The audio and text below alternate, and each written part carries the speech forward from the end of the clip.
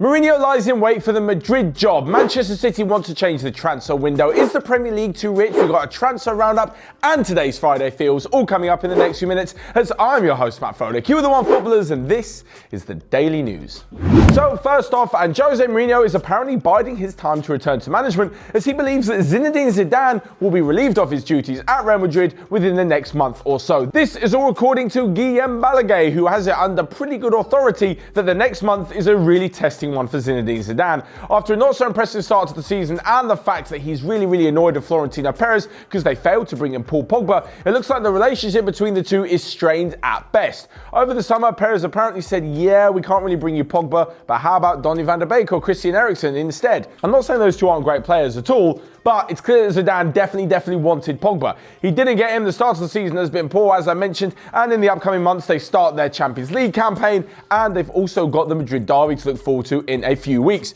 Rumour has it that within the next 5 games, if 2 or more of them are pretty poor results, Zidane will be gone. I know what you're thinking, how is Zidane going to be sacked just like 4 or 5 months after rejoining the club?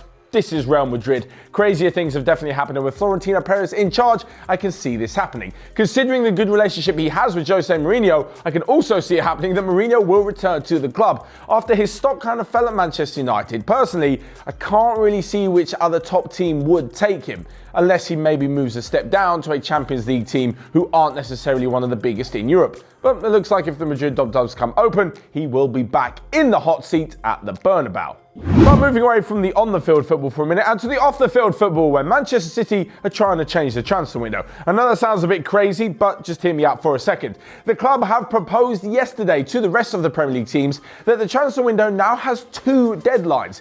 Basically, for all domestic transfers, so that means inside the Premier League and obviously the rest of the leagues in England, there will be 1 transfer window. That will be on the eve of the Premier League starting. But there will be another deadline which stops a few weeks later with the rest of Europe, which allows Premier League teams to buy and sell within the rest of Europe. This means that the likes of Christian Eriksen's saga could be solved and Spurs could buy a replacement from abroad. Paul Pogba could go to Real Madrid as well, and United would be able to buy a replacement. This means you won't end up in the situation this year, where Premier League closed their transfer window before the season started, and in the last few weeks there have been loads of transfer rumours unsettling players that they may be leaving Premier League clubs and moving abroad. As I mentioned, this isn't necessarily Manchester City trying to control the transfer market, because when it was put forward, all other 19 teams kind of agreed. Whatever happens, it looks like something will change by next summer, because Premier League teams don't want a repeat of this summer. And talking of the transfer window, there has been big talk about the Premier League being too rich, and we all know that it's true. Last season, because of the TV rights and all the sponsorship and everything else you get from playing in the Premier League, bottom club Huddersfield made around £90 million. That is pretty much more transfer budget than any other team in Europe aside from the big guns. So it's quite shocking to hear that before West Ham put pen to paper and signed Sebastian Haller for around €50 million, Bayern Munich were also interested in the striker, but they couldn't really justify paying such a high price. How is it when a mid-table team in England can pay more than the top team in Germany? Well, that just proves that the Premier League really does have a ridiculous amount of money. Instead of paying €50 million, Bayern Munich decided to save a bit of that money and spend the rest on Philippe Coutinho's wages after he was brought in on a loan deal from Barcelona. It just really goes to show, though, the amount of power that the English teams have. Add to this the fact that all 4 final spots in European competition last season were taken by English teams. We could see a new era of dominance for the Premier League. So next up, we come to a roundup of all the other day's news and transfer news, where Liverpool, Bayern, Barca and Real Madrid are all keeping an eye on Napoli midfielder Fabian Ruiz. According to Romelu Lukaku, the real reason that he was overweight at Manchester United was because of a problem with his digestive system. Not so sure how much I believe that one. Anyway, Joe Willock has also signed a new long-term contract at Arsenal. And lastly but not least, the absolute bullshit rumour of the day comes from Don Balon, the Spanish outlet, who said that if Liverpool don't win any silverware this year, Real Madrid will swoop in for Mo Salah next summer with a bid of £210 million. That is absolute nonsense.